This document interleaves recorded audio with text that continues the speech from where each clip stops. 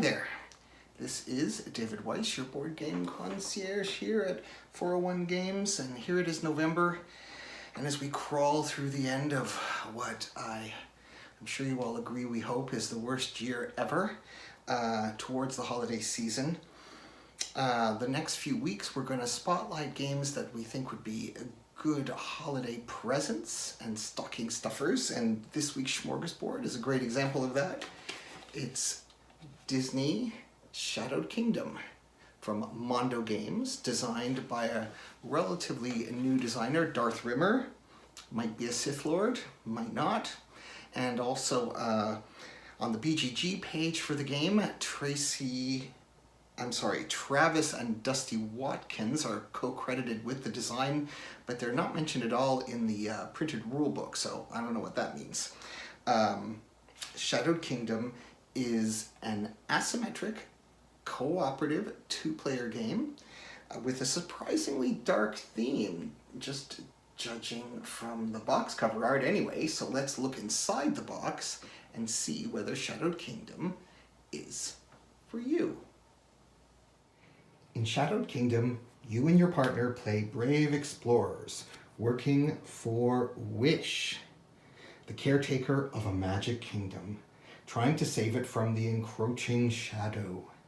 You do this by finding enough magic to restore the kingdom to its former glory. But the shadow of Mordor, just the shadow, I guess, is always encroaching as well. So if you don't find enough magic before shadow expands to cover the kingdom, then you both lose. At the start of the game, each player gets to enlist the help of one hero, and there are 6 included, each one a famous Disney character with a special power that you'll have for the whole game.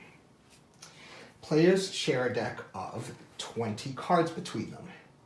There are 12 location cards, which have various effects. There are 5 shadow cards, which are bad, and 3 magic cards, which are good. And those are all shuffled and dealt evenly between the partners.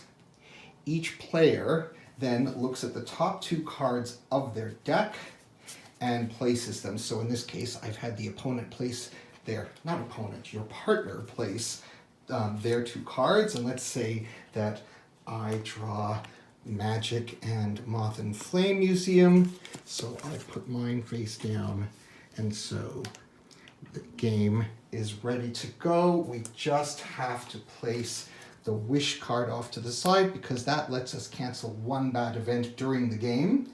And then we also have our Magic and Shadow tracker. If the Magic gets to the end, we win. If Shadow gets to the end, we lose.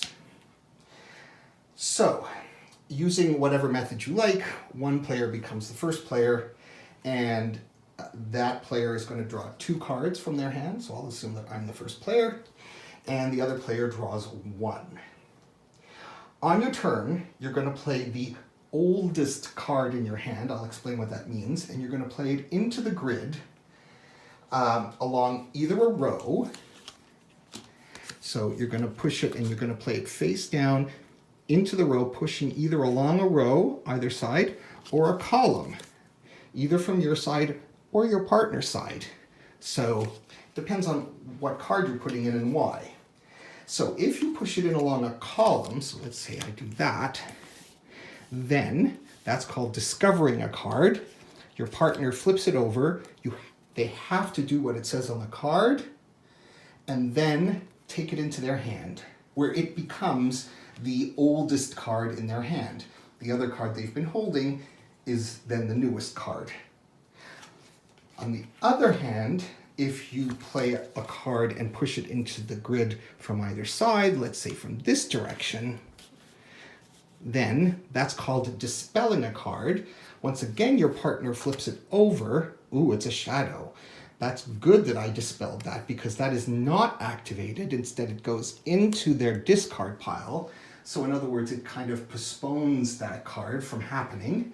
They then draw the top card of their draw deck, and that becomes their newest card.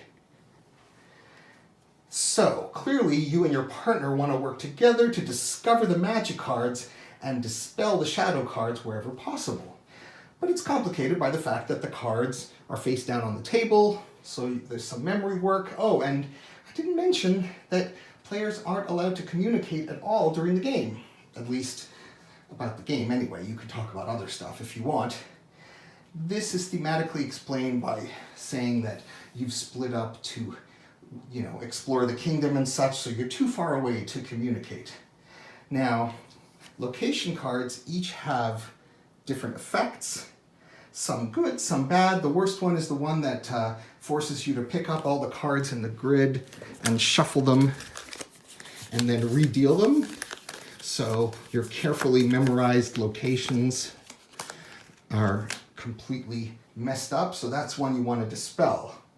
On the other hand, your hero abilities usually trigger when locations are discovered. So for instance, when Donald is discovered, if your character is Donald and you discover the Night Vault, then you get to look at what's in your partner's hand, which can come in handy.